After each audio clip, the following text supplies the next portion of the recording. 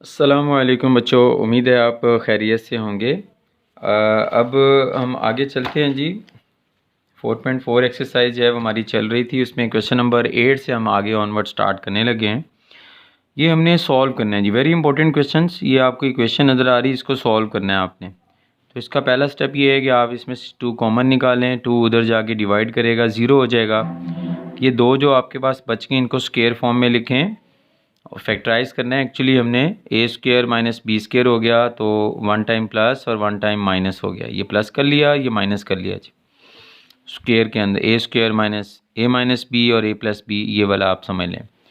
यहाँ से x square 4 के इक्वल आ गया, स्क्वायर रूट लेंगे प्लस माइनस 2, लेकिन यहाँ पे एक्स स्क्वायर माइनस 4 के इक्वल है, तो इसका स्क्वायर रूट लेंगे तो प्लस माइनस 2 अयोटा आएगा। माइनस का जब हम स्क्वायर रूट लेते हैं तो अयोटा आंसर आता है।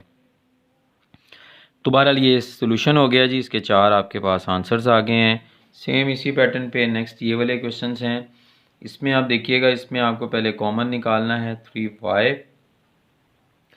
कॉमन जो है वो निकालने के बाद ये आप ज़रा गौर कीजिए, ये क्या बन गया, y4 माइनस 81। माइनस से पहले भी स्क्वायर है और माइनस के बाद भी स्क्वायर है।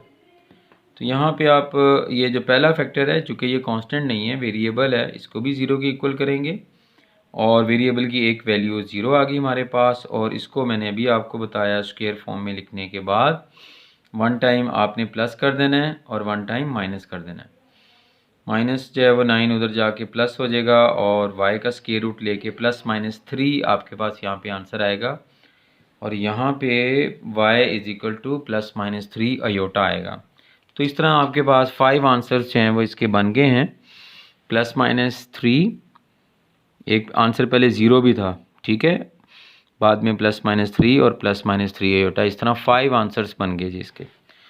इसी पैटर्न पे इसको भी हमने सॉल्व करना है। इसमें से 5x कॉमन निकालें तो ब्रैकेट में आपके पास x square minus x4 minus 1 बच रहा है और माइनस से पहले भी स्क्वायर है, माइनस के बाद भी स्क्वायर है। इसको कहते हैं डिफरेंस ऑफ 2 स्क्वायर्स। तो आपने इनको स्क्वायर फॉर्म में लिखना है पहले और उसके बाद 1 टाइम प्लस और 1 टाइम माइनस कर देना है। तो माइनस वाले हिस्से में -1 उधर जाएगा, +1 हो जाएगा, स्क्वायर रूट लेने से प्लस -1 आ गया। यहाँ पे आपके पास -1 है, इसका स्क्वायर रूट लेने से प्लस माइनस अयोटा आंसर आ जाएगा आपके पास। तो इसमें भी 5 आंसर आए हैं आपके पास। एक आंसर 0 है, फिर 2 ये हैं और 2 ये वाले हैं, ठीक है। तो उम्मीद है आप इस चीज़ को अंडरस्टैंड कर गए होंगे। अब ये कुछ 1-2 सवाल हैं। एक तो ये एक्सरसाइज का क्वेश्चन है, बहुत ही इंपॉर्टेंट है, ये आपने प्रूव करना है जी हमने इसको। तो हम क्या करेंगे, इसकी राइट साइड ले लेंगे, ये राइट साइड है सारी और ये लेफ़्ट साइड है। राइट साइड से स्टार्ट करेंगे और लेफ़्ट साइड जो है वो प्रूव करके दिखा देंगे इसको।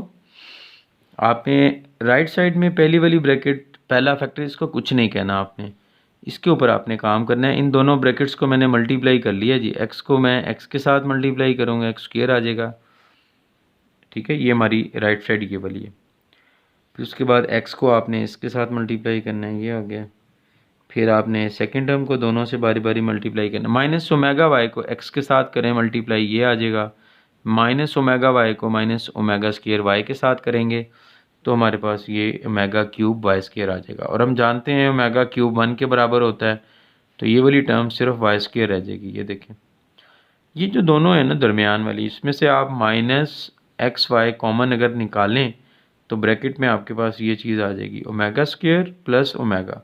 और ये आपको पता है ये -1 के इक्वल होता है, तो माइनस इस माइनस से मल्टीप्लाई होगा, इसको प्लस कर देगा, तो प्लस एक्स वाई बच गया हमारे पास।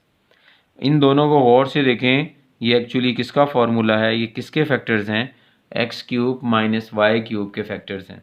तो ये हमारा फाइनल आंसर आ गया equal to left hand side. यही हमने प्रूव करना था। मुझे उम्मीद है आपको ये क्वेश्चन समझ में आ गया होगा। इसी तरह के एक क्वेश्चन हमारा ना पीछे भी गुजरा है, अब मैं उसकी तरफ जा रहा हूँ।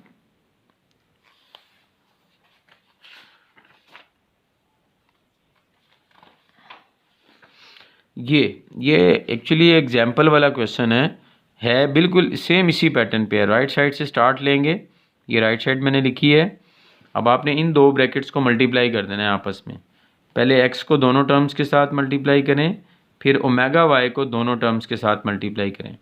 सेम उसी पैटर्न पे ये देखें, ओमेगा क्यूब जो है ये 1 हो जाएगा और इन दोनों में से आप एक्स वाई कॉमन निकालें तो ब्रैकेट में ये बच गया आपके पास, और ये -1 के इक्वल होता है, लिहाजा दरमियान में माइनस एक्स वाई आ जाएगा। और ये एक्चुअली किसका फार्मूला बनता है, x cube plus y cube sum of 2 cubes का equal to left hand side. तो ये बिल्कुल वैसा ही क्वेश्चन मैंने बिल्कुल ठीक कहा था आपसे जैसे अभी हमने किया है। अब दोबारा अपने क्वेश्चंस की तरफ हम जा रहे हैं। यहाँ पे हम पहुँच चुके हैं, क्वेश्चन नंबर 6 से ऑनवर्ड आगे चलेंगे। तो प्यारे बच्चों तवज्जो कीजिएगा, ये क्या लिखा हुआ है क्वेश्चन, पहले मैं आपको रीडिंग करवा रहा हूँ। कह रहे हैं ओमेगा जो है अगर यूनिटी का क्यूब रूट है, वो हम जानते भी हैं, तो क्या कह रहा है कि आप ये 2 रूट ले लें और इनसे इक्वेशन बना के दिखाएं जी। इट मीन रूट्स गिवन है और इक्वेशन आपने बनानी है। एक्चुअली ये ना अगली जो एक्सरसाइज है उसका टॉपिक है, वहाँ पे इसको होना चाहिए था। बहरहाल तो इसमें याद रखना है आपने, जब भी रूट्स आपके पास हों और आपने क्वाड्रेटिक इक्वेशन बनानी हो तो आपको 2 चीज़ें चाहिए होती हैं। वो जो गिवन रूट्स हैं उनका सम और उनका प्रोडक्ट चाहिए होता है जी। तो आइए सम और प्रोडक्ट कैलकुलेट करते हैं। इन दोनों का सम ले लें, 2 कॉमन निकालें तो ये ब्रैकेट में ये बच गया which is equal to -1। So sum जो है s की वैल्यू -2 आ गई for these 2 roots. Same pattern पे आपने प्रोडक्ट अब निकालना है। 2 को 2 से मल्टीप्लाई करें, ओमेगा को इससे करें, ओमेगा क्यूब आपको पता है 1 के इक्वल होता है, तो 4 1 ज़ार 4, p की वैल्यू प्रोडक्ट जो है रूट्स का वो 4 आ गया। तो याद रखें सम और प्रोडक्ट जब आपके पास हों और क्वाड्रेटिक इक्वेशन लिखनी हो तो ये फार्मूला होता है, ये आपने याद रखना है, x² minus s x plus p equal to 0। s की वैल्यू आपने -2 निकाली थी और प्रोडक्ट की वैल्यू ये देखें आपने 4 निकाली हुई है। ये पुट करके सिंप्लीफाई कर लें, आपके पास क्वाड्रेटिक इक्वेशन आ जाएगी। तो उम्मीद है ये क्वेश्चन आपने पिक कर लिया होगा। चलते हैं नेक्स्ट क्वेश्चन की तरफ। अब बच्चों शुरू में याद होगा इस एक्सरसाइज को हमने शुरू किया था, find the cube roots of unity. तो अब यूनिटी के 4th रूट्स भी निकाले जा सकते हैं, लेकिन यहाँ पे हमारे पास अभी क्वेश्चन ये है कि हमने 16 के 4th रूट्स निकालने हैं। तरीकाकार याद रखें वही होगा, क्यूब रूट में क्या करते थे 1/3, 4th रूट को 1/4 से रिप्रेजेंट करते हैं। तो एक्चुअली ये लिखा हुआ है 4th root of 16 equal to x, हम सपोज कर लेते हैं क्योंकि हमने इसको मालूम करना है। तो ये हमारे पास एक इक्वेशन सी बन गई। अब दोनों तरफ पावर 4 ले लें, इधर से ये ख़त्म हो जाएगी 1/4 पावर और इधर 4 आ जाएगी। वो मैं आपको पहले भी बता चुका हूँ, इधर से आपने ख़त्म करनी है पावर तो दूसरी साइड पे आप पावर 4 ले लें। अगर एक साइड से 1/4 को ख़त्म करना है, दूसरी साइड पे 4 पावर ले लें। यहाँ से इक्वेशन बन गई आपके पास। और ये देखें ये डिफरेंस ऑफ 2 स्क्वेयर्स बन रहा है, माइनस से पहले भी स्क्वेयर है और माइनस के बाद भी स्क्वेयर है। स्क्वेयर फॉर्म में लिखने के बाद आपने 1 टाइम प्लस और 1 टाइम माइनस कर देना चाहिए।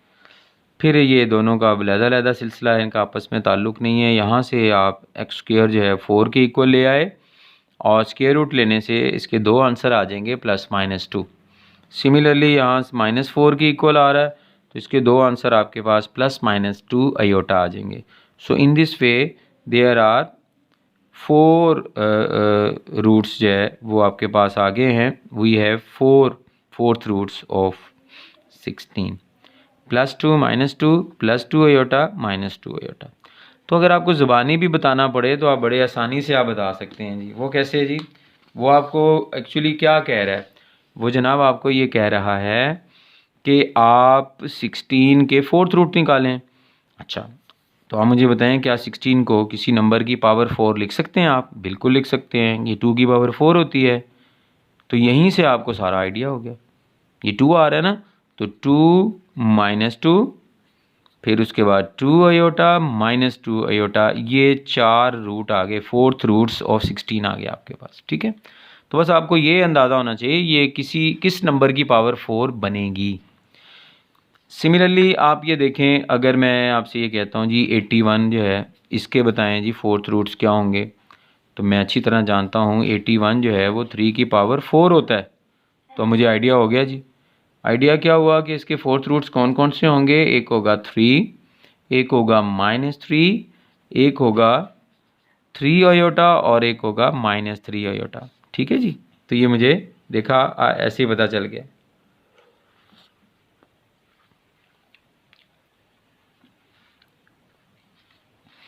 अब प्यारे बच्चों यहाँ पे मैं एक और आपको बात बताता चला जाऊँ MCQs के हवाले से।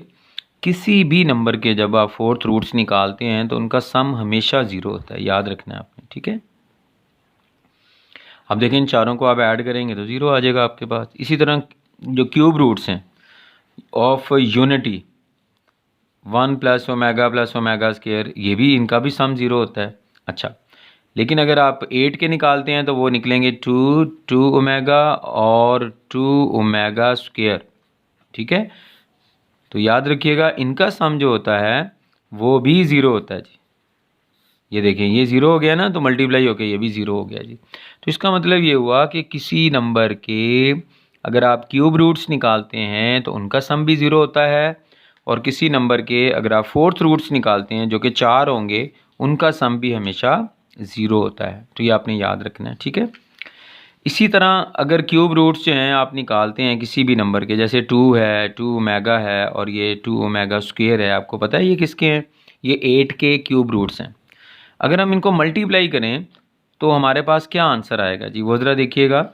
2 इंटू 2 और ये ओमेगा क्यूब तो 1 के बराबर होता है, ठीक है। तो ये 2 इंटू 2 ये आपके पास 8 आंसर आ गया जी। तो इसका मतलब क्यूब रूट्स ऑफ 8 जो है अगर उनको मल्टीप्लाई किया जाए तो वो वही नंबर आ जाता है। इसी तरह 1 जो है यूनिटी, इसके क्यूब रूट्स जो हैं वो 1 ओमेगा और ओमेगा स्क्वायर हैं, आपको पता है इन तीनों को भी मल्टीप्लाई करके 1 आ जाता है। तो अगर हम किसी नंबर के क्यूब रूट्स निकालेंगे, अगर वो पॉजिटिव नंबर होगा तो वही आंसर आ जाएगा, नेगेटिव होगा तो वही आ जाएगा। मिसाल के तौर पर -27 है, इसके क्यूब रूट्स क्या होते हैं, -3 ओमेगा -3 ओमेगा स्क्वायर। तो आप देख लें इनको मल्टीप्लाई करके, तो -27 ओमेगा क्यूब इक्वल टू -27, वही नंबर आ जाएगा आपके पास। तो ये बात आपने याद रखनी है। इसी तरह ये जो फोर्थ रूट्स होते हैं किसी भी नंबर के, उनको मल्टीप्लाई करें तो आंसर क्या आएगा वो ज़रा देख लीजिएगा।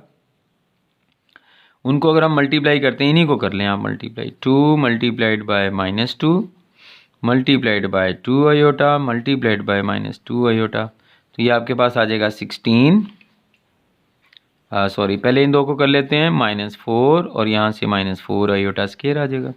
आयोटा स्क्वायर -1 होता है, तो -4 इंटू +4, तो ये आपके पास कितना आंसर आ गया जी, -16 आ गया आपके पास आंसर मल्टीप्लाई करने से। तो 16 जो है इसके फोर्थ रूट्स अगर आप निकालेंगे और उनका जो प्रोडक्ट लेंगे तो वो -16 यानी उसके नेगेटिव के इक्वल आ गए आपके पास। तो ये चीज़ें आपने याद रखनी है जी। उम्मीद है आपको ये चीज़ें समझ में आ गई होंगी। और अब चलते हैं हम अपने अगले क्वेश्चंस की तरफ। सिमिलरली इसी पैटर्न में आपने 81 के फोर्थ रूट्स निकालने हैं। फोर्थ रूट ऑफ 81 इसको हमने एक्सपोज कर लिया, इक्वेशन बनाई, फिर उसके बाद डिफरेंस ऑफ टू स्क्वायर्स की शक्ल में लिखा, 1 टाइम प्लस 1 टाइम माइनस किया, तो यहाँ से आपके पास 2 आंसर इधर से आ जाएंगे +-3, और 2 आंसर आपके पास यहाँ से आ जाएंगे, ठीक है।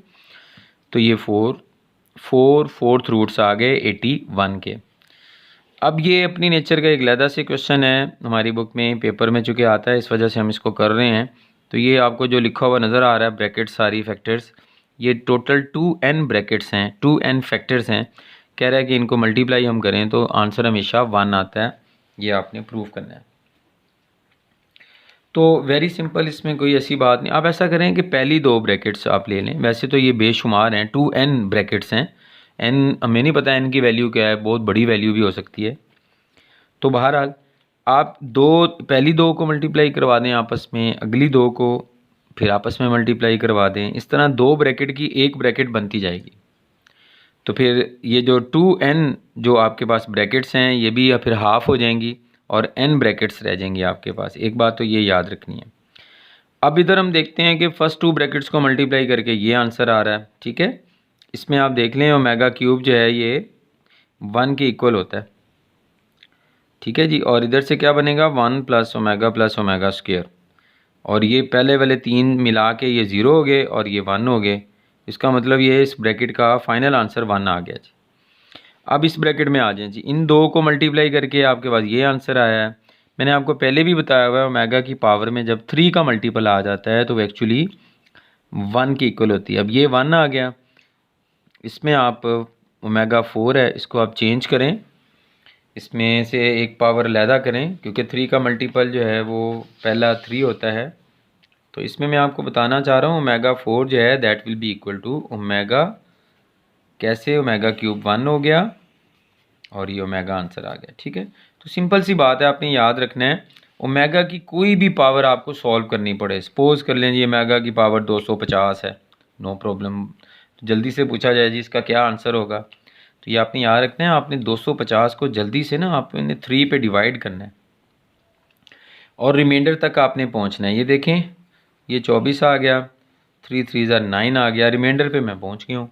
रिमाइंडर अगर 1 आ जाए तो ओमेगा आंसर होगा, ठीक है उसका, यानी ओमेगा रेज़ टू पावर 250 अब ये ओमेगा के इक्वल होगा। और अगर किसी नंबर की डिवीजन में रिमाइंडर आपके पास 2 आ जाए तो ओमेगा स्क्वायर आंसर होगा, और अगर रिमाइंडर आपके पास 0 आ जाए तो फिर उसका आंसर 1 होगा। तो ये आपने याद रखना है। ठीक है, ये 3 ही आंसर इसमें पॉसिबल होते हैं, इसके अलावा और कोई भी आंसर पॉसिबल नहीं होता। दोबारा अर्ज कर दूं, रिमाइंडर 1 आएगा तो उस ओमेगा की पावर का आंसर ओमेगा के बराबर होगा, रिमाइंडर 2 आएगा तो आंसर ओमेगा स्क्वायर होगा, और अगर रिमाइंडर 0 आ जाता है तो उस सूरत में आंसर 1 होगा। तो इस तरह ओमेगा की कोई भी पावर जो है वो आप सॉल्व कर सकते हैं। तो ये पावर जो है वो कितनी बनी हुई थी जनाब अली, यहाँ पे 4 थी, तो इसमें 4 को डिवाइड करें 3 पे, रिमाइंडर कितना आएगा 1, तो इसका मतलब ये ओमेगा 4 ओमेगा के बराबर आ गया। ये 8 है, इसको 3 पे डिवाइड करें आप 8 को, तो रिमाइंडर आपके पास 2 आ जाएगा, इसका मतलब ये ओमेगा स्क्वायर के बराबर है। तो इसको आप डायरेक्ट भी 1 लिख सकते हैं। देखें, आप 12 को 3 पे डिवाइड करें तो आपके पास 0 आएगा, आपके पास आंसर रिमाइंडर, तो इसका मतलब ये फिर 1 के बराबर हो गया जी। तो बहरहाल ये ओमेगा बन गया, ओमेगा स्क्वायर बन गया। अब इन तीनों को फिर देखें, ये तो वही चीज़ आ गई, फिर ये 0 के बराबर आ गया, ये 1 के हो गया और ये सारा 0 हो गया। लिहाजा ये सेकंड, ये इन दो ब्रैकेट्स को मल्टीप्लाई करके जो ब्रैकेट बनी थी उसका आंसर भी जो है वो 1 आ गया। तो ये याद रखिएगा, इससे अगली जो दो ब्रैकेट्स होंगी यहाँ पे जो हमने शो नहीं करवाई हुई, उनको भी मल्टीप्लाई आप करेंगे तो उसका आंसर भी 1 नहीं आएगा। तो 1 को आपने मल्टीप्लाई कर ही जाना है n टाइम्स। तो 1 को याद रखें, जितनी दफ़ा मर्ज़ी मल्टीप्लाई करें उसका आंसर हमेशा 1 ही रहता है। ठीक है, तो इस तरह ये क्वेश्चन हमारा प्रूव हुआ, equal to right hand side आ गया। यहाँ पे हमारा टॉपिक जो है वो बच्चों चेंज हो रहा है और हम अगली एक्सरसाइज पे जा रहे हैं। चैप्टर 4 हमारा चल रहा है और इसमें रिमाइंडर, डिवाइज़र और ये इस तरह की चीज़ें जो हैं वो आएंगी। तो इसमें रिमाइंडर थ्योरम होता है एक, वो मैं आपको बताता हूँ वो क्या होता है। पहले सबसे पहले ये एक एग्जांपल है, बहुत ही इंपॉर्टेंट है। कह रहा है कि ये एक पॉलिनोमियल है और इसको जब हम ये हमारा डिवाइज़र,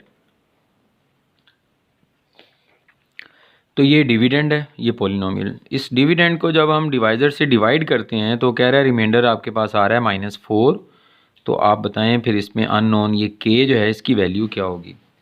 तो इसमें एक चीज़ जो है वो समझना बहुत बहुत ज़रूरी है, और वो क्या चीज़ है,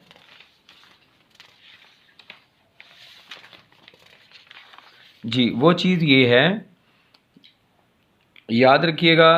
मैं आपको एक एग्जांपल जो है वो यहाँ पे आपको शो करवा रहा हूँ।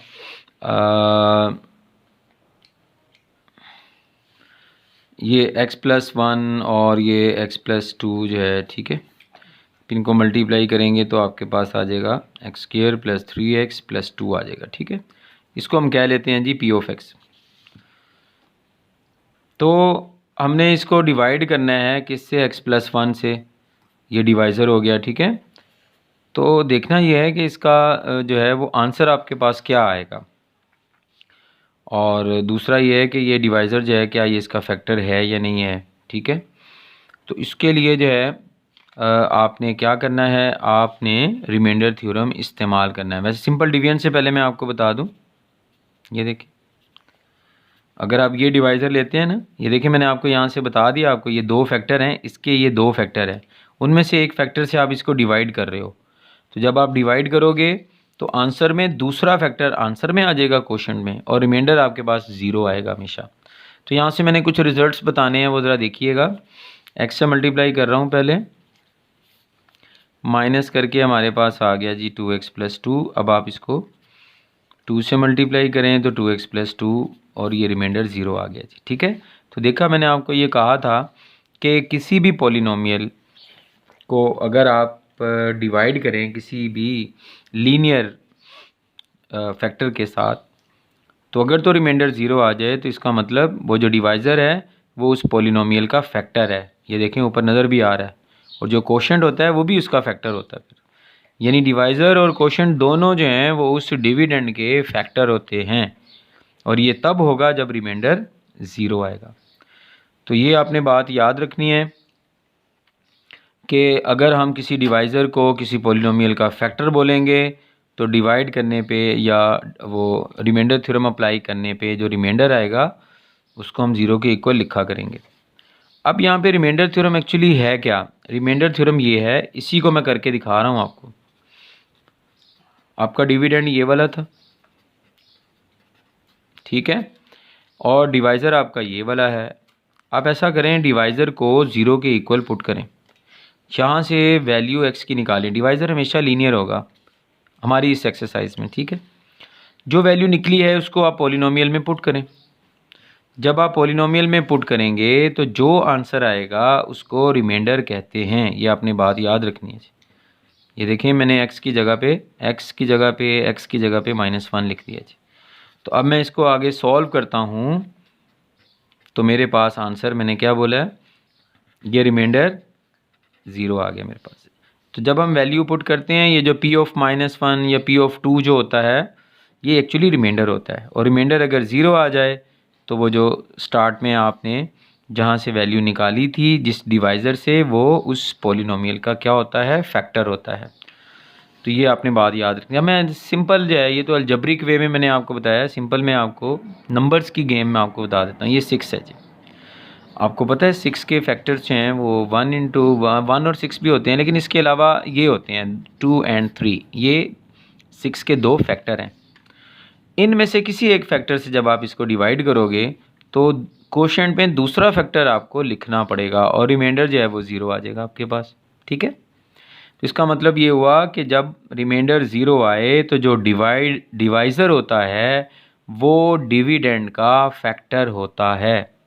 तो मुझे उम्मीद है आपको ये अब कहानी समझ में आ गई होगी। यही चीज़ अब यहाँ पे होगी, तवज्जो कीजिएगा। पहले एक्चुअली ये वाले क्वेश्चंस कर लिए जाएं तो वो ज़्यादा बेहतर है। ये देखें, ये पॉलिनोमियल है हमारे पास, ठीक है जी। कह रहा है कि डिवाइडेड बाय x-2 है ये। तो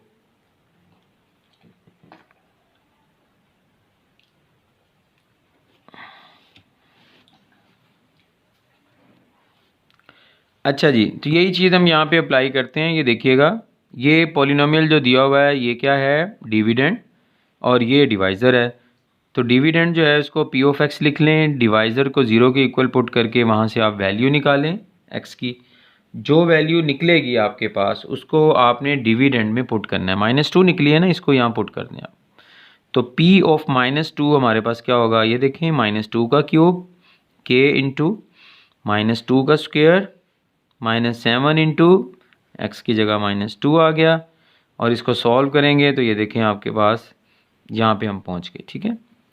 ये इसको सिंप्लीफाई किया, -2 का क्यूब -8 आ गया, ये -2 का स्क्वायर प्लस 4k आ गया। अब ये जो इस साइड पे p ऑफ -2 है, यानी ये जो हम सारी कैलकुलेशन कर रहे हैं ये एक्चुअली रिमाइंडर निकल रहा है, तो उसको हम रिमाइंडर r लिखेंगे। तो r इसके इक्वल आ गया। लेकिन रिमाइंडर जो है इस क्वेश्चन में उसने दिया हुआ है आपको -4, तो r की जगह -4 आ गया। इधर से सिंप्लीफाई करेंगे तो ये आंसर आ गया। अब इसको सॉल्व कर लेते हैं। ये 12 है, 12 इस साइड पे जाके माइनस हो जाएगा, -16 आंसर आ जाएगा। 4 से इसको डिवाइड करें तो k की वैल्यू -4 आ जाएगी आपके पास। तो उम्मीद है कि आपको ये चीज़ समझ में आ गई होगी। सेम इसी तरह का ये क्वेश्चन है, k की वैल्यू निकालने वाला। ये देखें, आपको डिविडेंड दिया हुआ है, ये इसका डिवाइज़र है और ये रिमाइंडर है। तो आपने डिविडेंड को पहले p ऑफ x लिखना है, डिवाइज़र को आपने 0 के इक्वल पुट करके वैल्यू निकाल लेनी है, और ये वैल्यू इस डिविडेंड में पुट करनी है। जब आप इसमें पुट करेंगे तो यहाँ पे p ऑफ 2 जो होगा वो दैट विल बी रिमाइंडर होगा। ये आपने यहाँ पे सारी 2 की वैल्यू पुट कर दी है, 2 की पावर 4, 2 की पावर 3, 2 की पावर 2, 2 रेज़ टू पावर 4 16 होता है, 2 रेज़ टू पावर 3 8, 8 इंटू 2 16 आ गया। ठीक है, अब रिमाइंडर उसने दिया हुआ था इस क्वेश्चन में इक्वल टू 1, तो r की जगह 1 आ गया। 35 को इधर ले आए, इधर आके ये माइनस हो जाएगा, -34 आ जाएगा। 4 को डिवाइड करें तो इसमें क्वेश्चन में k की वैल्यू -17/2 आ गई आपके पास। तो उम्मीद है कि आपको ये चीज़ समझ में आ गई होगी। इसी तरह आप ये देखें, ये आपको पॉलिनोमियल दिया हुआ है आपको, सॉरी ये कह रहा है शो दैट x-2, ये जो डिवाइज़र है लीनियर, कह रहा है कि इस पॉलिनोमियल का फैक्टर है, ये प्रूव करें। तो हम इसको p ऑफ x लिखेंगे, इस डिवाइज़र को 0 के इक्वल पुट करके यहाँ से वैल्यू निकालेंगे। इस वैल्यू को इस पॉलिनोमियल में आप पुट करें, अगर तो रिमाइंडर 0 आ गया तो हम कहेंगे कि ये जो डिवाइज़र था ये फैक्टर था। तो 0 चुके इसमें आ चुका है, then we can say that x-2 shows x-2 is a factor of